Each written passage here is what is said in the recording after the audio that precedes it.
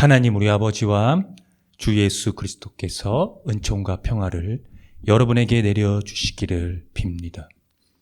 성서에서 드러난 하나님의 의도는 온 우주의 구원입니다.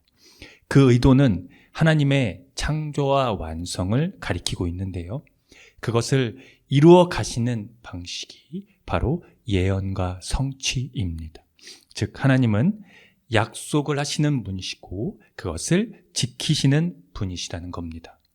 하나님의 약속은 고대의 이스라엘의 역사에서 드러납니다. 자세히 말하면 이스라엘의 선조와의 언약들이 그것입니다. 이 언약이 이스라엘의 정체성이자 고유성이기도 한데요. 이를 토대로 할 때에 하나님의 구원 사건이 설명이 가능합니다. 따라서 구약 성서 각 권마다 특징들을 가지고 있지만 하나님과 맺은 언약을 중심으로 통일된 하나의 맥을 가지고 있다는 겁니다. 오늘 함께 읽은 구약의 말씀 사무엘하도 마찬가지입니다. 특히 오늘 본문은 이 사무엘상하의 정점들 가운데 하나입니다. 하나님이 선택한 왕조를 통해 이스라엘에 영원한 사랑을 베푸신다는 약속이 그것인데요. 이 약속은 넓은 지평에서 구약 성서 신학의 핵심이기도 합니다. 그래서 이 본문은 가장 큰 주목을 받아오기도 했습니다. 이 본문에서 눈길을 끄는 것은 집 건축 모티프입니다. 두 가지의 의미를 갖는데요. 다윗이 하나님의 집을 지을 것이고 다른 하나는 하나님이 다윗의 집을 지으실 것이 그것입니다. 여기서 집은 특히 하나님의 집인 성전을 의미하는데 다른 의미로는 가족 혹은 왕조를 의미합니다. 그 의미는 무엇을 뜻하는 것일까요? 본문 내용은 다음과 같습니다.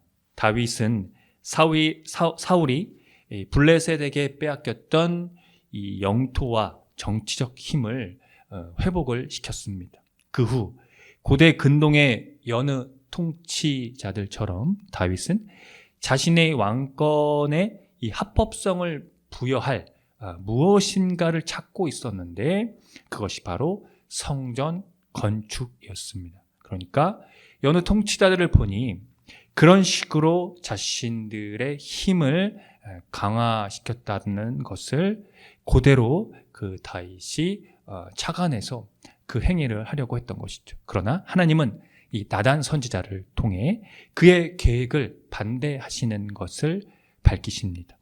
하나님은 출애굽 사건에서부터 오늘에 이르기까지 이스라엘의 민족을 이끄신 그것에는 그분은 거처에 머물지 않으시고 오직 장막이나 성막에서 옮겨 다니신 것이 이 나단을 통해 다시 한번 상기되고 있습니다. 아무리 이 다윗의 의도가 자신의 왕궁 생활과 비교하여 하나님의 궤가 성막에 있는 것을 아주 초라하게 여긴 어떤 죄송함에 있다고 할지라도 그에게 오늘날 표현대로 뼈를 때리는 말이 전달이 되고 있는 것을 볼 수 있는데요. 8절의 말씀입니다. 만군의 여호와께서 이와 같이 말씀하시기를 내가 너를 목장 곧 양을 따르는 데에서 데려다가 내 백성 이스라엘의 주권자로 삼고입니다. 하나님께서는 이 다윗이 이 비천한 상태에 있을 때 그를 데려오셨습니다. 하찮은 목동이 이스라엘의 왕이 된 것이죠. 다윗 혹은 이스라엘의 관계에 있어서 오직 하나님만이 이 주도권을 진다는 사실이 이 내용 안에서 이 8절의 말씀에서 드러나고 있는 부분입니다. 다윗이 이 정치적으로 막강한 권력을 가졌다고 할지라도 그것을 일반적인 통치자들처럼 뽐내거나 자랑하지 말라는 의미가 내재되어 있습니다. 다윗이 어디로 가든지 하나님이 함께 계시며 모든 원수를 물리쳐 주시며 그의 이름을 세상에서 위대한 사람들의 이름같이 빛나게 해 주시는 것은 그의 능력이 아니라 바로 하나님이라는 사실을 망각하지 말라는 것입니다. 그것이 바로 하나님이 이스라엘을, 즉 인간들을 구원하는 방식이기 때문입니다. 그래서 도리어 하나님이 그를 위해 집을 지어 주실 것이 선언이 되고 있습니다. 즉 다윗의 집안을 한 왕조로 만들겠다는 것입니다. 그 약속이 16절에 나옵니다. 내 왕위가 영원히 견고하리라가 바로 그것입니다. 다윗의 하나님의 이 구원에 대한 무조건적이고 무제한적인 약속이 바로 다윗에게 주어지고 있는 것이죠.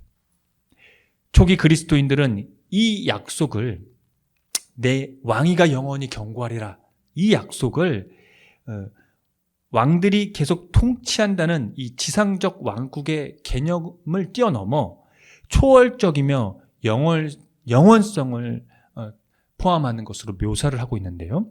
예수님의 다스림을 그의 십자가와 부활과 연결을 시키고 그것을 다윗과의 약속으로 연결시키고 있다는 것입니다. 오늘 누가복음에서 예수님의 탄생 예고가 바로 그것을 드러내고 있는데요. 이 이야기가 구약 사상과 일치하고 있다는 것이 바로 핵심적인 내용입니다. 그 특징을 세 가지로 나눌 수 있는데 그 내용은 다음과 같습니다.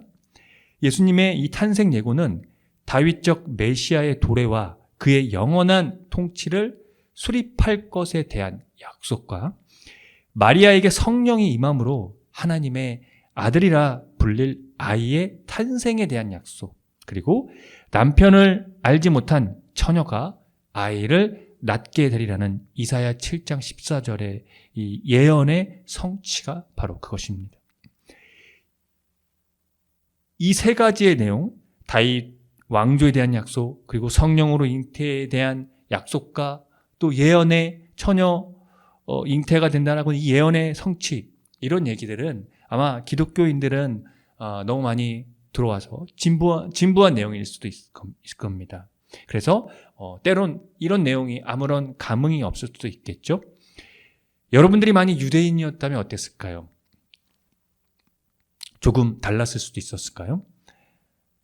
오늘은 2023년 대림절 마지막 주일입니다. 대림절은 예수님의 초림과 재림을, 특히 다시 오실 예수 그리스도께 집중하고 기다리는 절기입니다.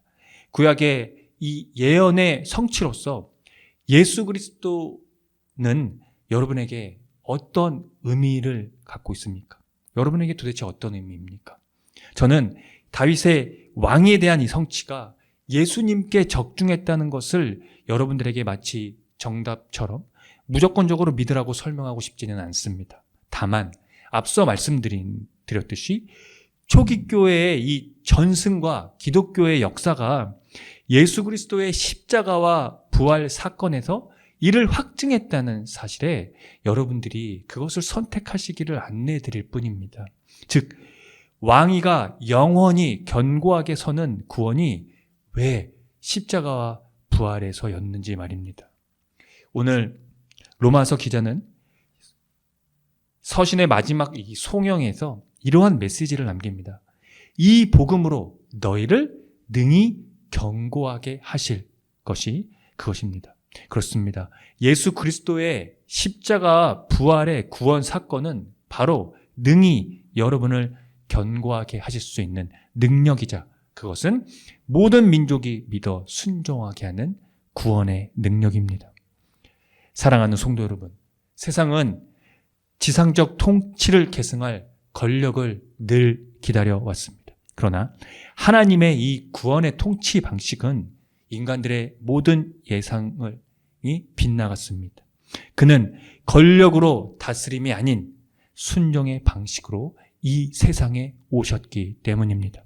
그 첫 모습이 볼품없이 누추한 곳, 바로 마국간의 아기로 오시는 것이었습니다.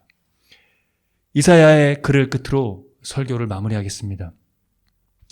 한 아이가 우리에게 낳고 한 아들을 우리에게 주신 바 되었는데 그의 어깨에는 정사를 메었고 그의 이름은 기묘자라 모사라 전능하신 하나님이라 영존하시는 아버지라 평강의 왕이라 할 것입니다. 그 정사와 평강의 더함이 무궁하며 또 다윗의 왕자와 그의 나라에 군림하여 그 나라를 굳게 세우고 지금 이후로 영원히 정의와 공의로 그것을 보존하실 것이라.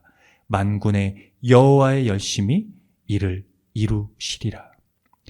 우리를 능히 견고하게 하시는 예수 그리스도께서 여러분 우리에게 다시 오시고 계십니다. 아멘. 함께 기도합니다.